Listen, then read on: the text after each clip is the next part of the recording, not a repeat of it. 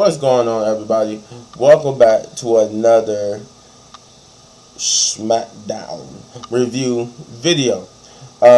This one was kind of like a filler episode. Like, I didn't really get like it was a good episode. I don't know.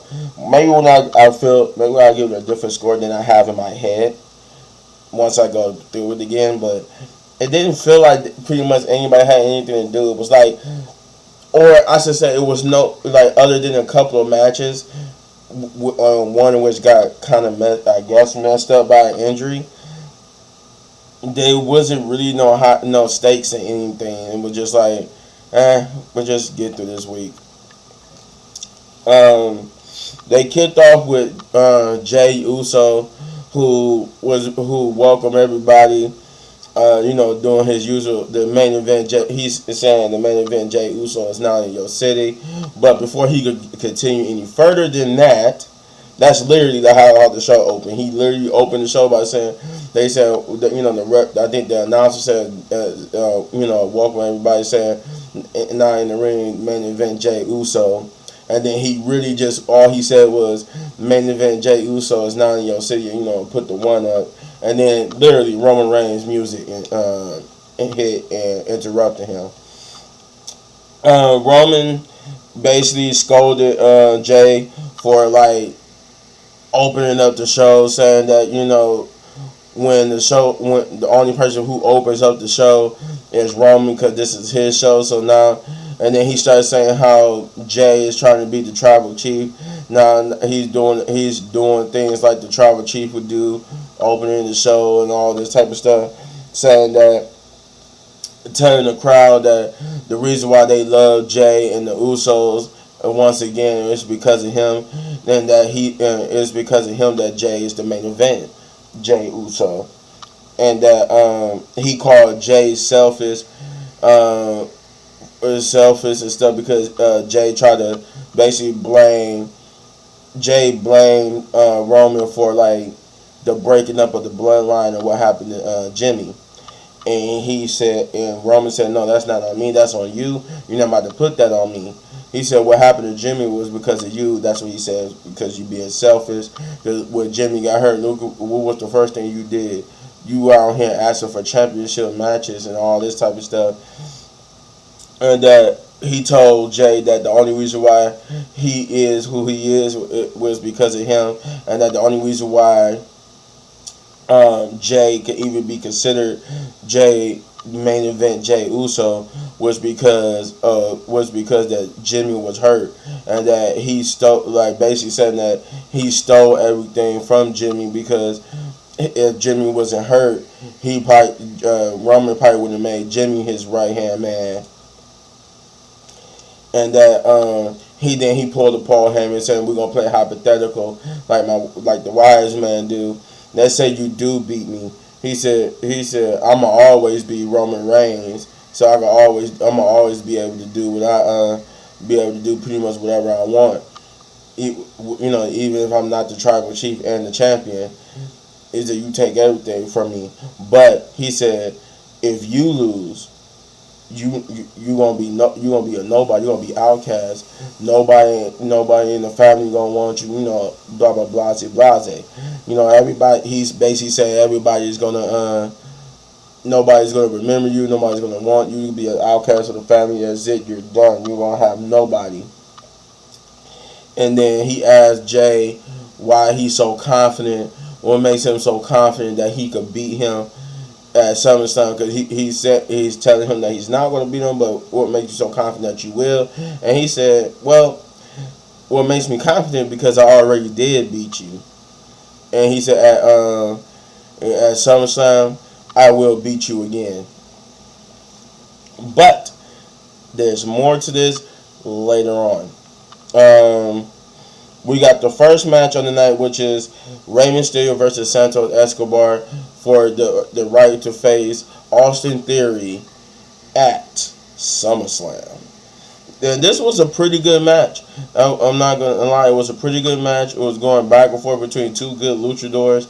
At first they went from friendly respectful competition to, really not saying one of them turned heel or anything, but it went from respect. It stayed respectable competition, but they really like tried to beat each other after a while because they realized what was on the line. So they like, okay, I'm not gonna play around. It's a championship match on the line. Me and you, we gonna really have to turn this up to try to beat each other, and that's what they did. A lot of high flying, a lot of diving off the ropes and whatnot. But this is the match I was talking about that had a stake in it, but then an injury occurred that pretty much like derailed the momentum of this match, and it came when Santos Escobar did.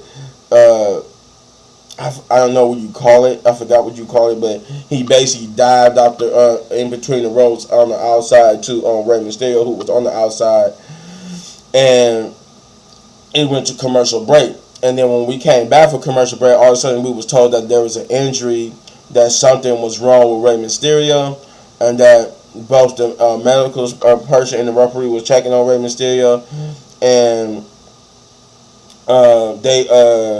they said Michael Cole said something about, I guess, while we was on commercial break, Rey Mysterio haven't really been the same since that outside died. But I guess he must have been roaming. He must have been like all loopy and shit. I don't know, but they nobody doesn't really know if this is a work or a real injury. But they had to stop the match eventually. Shortly after, like, they kept doing replays so like how what led to what's going on, and it was the outside. It was that dive that Santos did through the ropes onto Rey Mysterio, and they said they don't know he hit his head so hard, maybe he gave himself a concussion and he was just like out of it. But regardless, the referee stopped the match and declared Santos Escobar the winner. But it was a bittersweet win because Santos, he really didn't want to win like that. He wanted to be able to pin Rey Mysterio or be pinned by Rey Mysterio. He didn't want it just to win due to stoppage. And you could see it in his face, and him and Rey Mysterio embraced, and it looked like Rey Mysterio was apologizing for not being able to continue the match. But I forgot to mention that before the match got started, Jey Uso ran to Grayson Waller backstage, and Grayson Waller basically said that he loved what he said. He loved his speech and what he said out there to Roman Reigns. It got him all fired. He was all fired up. But he said, let's be honest. Yeah, probably not. He said, well, no. He said, let's be honest. You're not going to win at SummerSlam.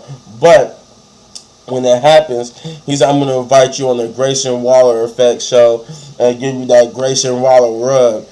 And which it was funny how Jay played it. He was like that Grayson Waller rub, and Jay was like, can you see it? Jay was like, yeah. He was like laughing, fake laughing with him. Then he just gave him one of those Samoan slaps, and just looked at him like, you an idiot. Like, who are you? Then we got Bianca Belair backstage promo where she was interviewed about her upcoming triple threat match at SummerSlam with Asuka and Charlotte. And as she was talking about this, she would get interrupted by Sonya Deville and Chelsea Green, who basically said they are upset that that even though she's not the champion no more, and they are the champion, they've been the champions for 11 days, and yet somehow the spotlight is still on Bianca Belair, even without the championship, it's still on her, and that they're not being interviewed or whatnot. And this will bring an interruption of them by Charlotte Flair, who, after Sonya Deville and Chelsea Green, like they was getting aggressive and about to gang up on Bianca, she said no. I don't want none of that to happen because I want you 100%.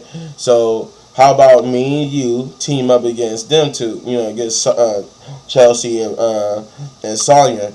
And Bianca was basically like, no, because she was like, because she don't like Charlotte. So she like, no.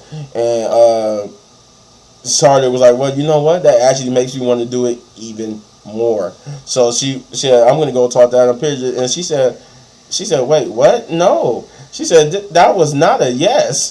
She walked. It was funny how Bianca did it. She was like, she was took it back, was like, wait, no, wait. She tried to chase after Charlotte, like, that was not a yes. And then that left Chelsea Green and Sonya just sitting there like, what just happened? And now we get to the second match of the night, which is LA Knight versus Asante Adonis. Hit Row. You know, the Hit Row had a lot of momentum, and I'm mad that they lost that momentum due to like storylines and, you know, everything going on. But this was a good match. LA Knight came out, cut a promo about basically about B-Fab being a little I don't know if I could say the word he said without getting in trouble with YouTube. But let's say she had a little frustrations of the desirable kind, if you know what I mean. You know, if you know what I mean, for LA Knight. And he had a nice little match and beat Asante Adonis. It was a good little momentum match for him, but more on him later. Then we will get the next match, which is Bianca Belair and Charlotte versus Sonya Deville and Chelsea Green. It was a nice little will they, won't they coexist match, but we seen so many of these, and I mean it was obvious that they was getting a win, you know. But I feel like Sonya Deville and Chelsea Green should have got the win because they're the champs. And by them losing to Bianca Belair and Charlotte, it kind of diminished what's already a diminished look for them being champions. But that's just my opinion. But yeah, Bianca Belair, they had a decent match with them doing the will they, won't they thing, and then eventually getting the victory over Chelsea Green and Sonya Deville. But because Charlotte tagged herself in right when Bianca was about to do the KOD, and basically just kicked Chelsea, I think it was either Sonya or Chelsea Green off her shoulders. They just and then just got the pinfall. Like she didn't even hit the KOD. She just she put her on the shoulders, got tagged in. She turned towards Charlotte like, what are you doing? And then Charlotte just came in and big booted whoever Bianca had on her shoulder. Like I said, it was either Chelsea Green or Sonya Deville. And then they argued, and then she just went and pinned them. It was like, that was kind of sloppy. It wasn't even a finisher, just a big. They lost to a big boot. That's another reason why I said it's like a diminished thing. The Street Profits had a backstage promo with Bobby Lashley again, and Bobby Lashley just informed him that he talked to Carmelo Hayes and them and told them how much respect Carmelo Hayes and Trick had for the Street Profits, but that he told them they did everything, you know, that they had champagnes, all this little lavish thing. They said they deserved to dress like it too, and they looked at Angelo Dawkins, because he even though Montez Ford was dressed appropriately, almost appropriately. He was dressed more appropriately, I should say, than Angelo Dawkins, and then he brought out some suits and getting them ready for, like I said, I guess the Hurt Business 2.0, because he brought out suits and told them they could pick out any suit they want. This would go into another promo, which is Bayley and Io. Io's promo about what happened last week and why she left, and that she said she just wanted to get a head start getting her luggage, and that she was right to do so because Shanti is basically taunting her, and that when she opened her bag, she had a threatening message from Shanti saying "see you soon," and they would be interrupted after that by Asuka, who told them that at SummerSlam she has to face Charlotte and Bianca, but they not ready for her, and that and that she would walk out champion, and that if she think about if Io even thinks about cashing in her money in the bank doing, then she was gonna be sorry.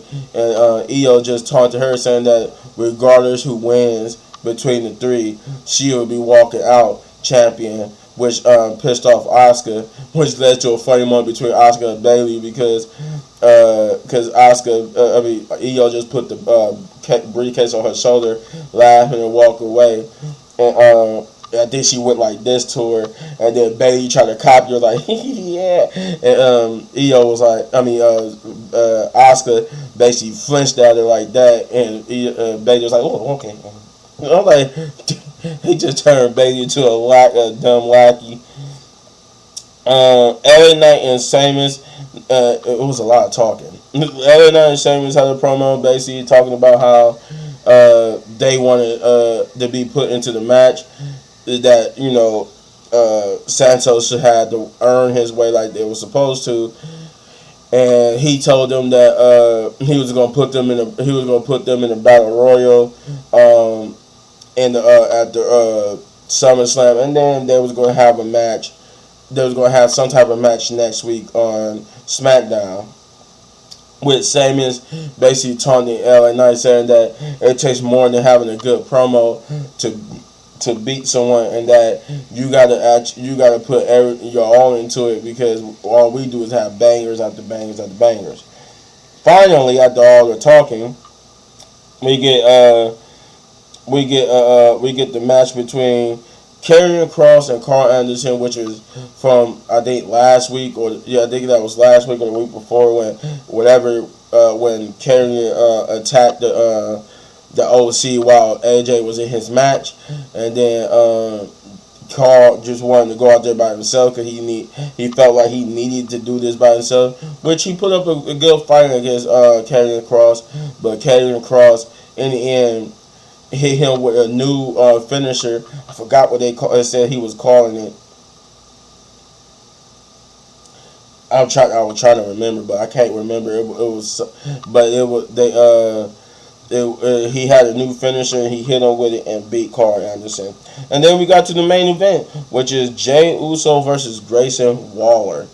A little bit before this, they saw Roman just backstage, just contemplating Jay and his confidence into beating him. And then you heard Jey Uso's music hit on his TV, and he looked up at the TV. Then they cut to the match, and Jay and Grayson made their way and started having a match. This was one of the only matches I could say was good, but it was a good match nonetheless. And Jay and Grayson pretty much did their thing. Roman would then interrupt while the match was ongoing, was because I think at this point Jay had the momentum until Roman interrupted and came out to sit at ringside, and not just like ringside with Michael Cole. He sat like in a chair on the ramp and watched it, and thus Grayson took control after that. And I'm trying to remember. Oh yeah, he just had control from after that, and then Jay retook control, and after Grayson tried to hit him with the Rolling Stunner, ended up getting super kicked, and then he would, to taunt Roman, Jay would spear Grayson Waller, and then hit the splash onto Grayson for the victory. Solo, after realizing that Jay was going to get the victory, started making his way around the ring to this side, and as they, you know how they usually do in wrestling, they recapped how Jay won the match. They had to end the recap quickly, because you hear Michael Cole saying, as he was explaining what happened in the recap, he was like, oh my god, Jay's getting attacked by Solo. And then they cut the recap real quick and ended it, and then so that Solo was beating up on Jay in the ring. And as he did so, he picked up Jay, and they saw Roman go like this with his thumb. He was like, sitting that he wanted him to do the Samoan spike. And then when Solo picked him up and had him ready, he looked at Roman, and Roman was just like, So but Jay would duck the Samoan spike, take out Solo. And when Roman saw that, he quickly took off his belt and charged the ring to try to do it himself. But Roman would get hit with his own spear, and then as he was about to get hit with the splash himself, Solo would recuperate and throw Jay off the top rope.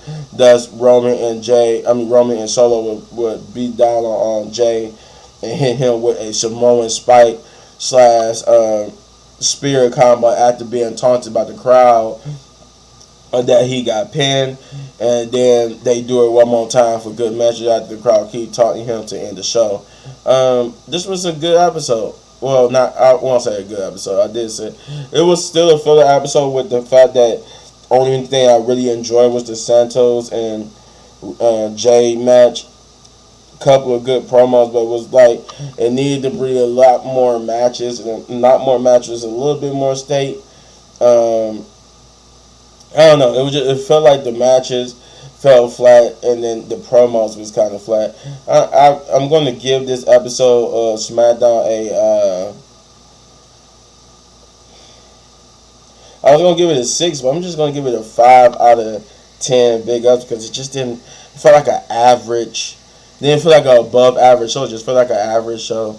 So, you let me know in the comments down below what you thought, and if you enjoyed my video, you hit this button right there for all of my wrestling reviews. And if you enjoy the video so much you want to support the channel, all you gotta do is hit those buttons. And as always, hit any one of these videos for more of my amazing content, but don't go anywhere, because I got some more reactions coming your way. Peace.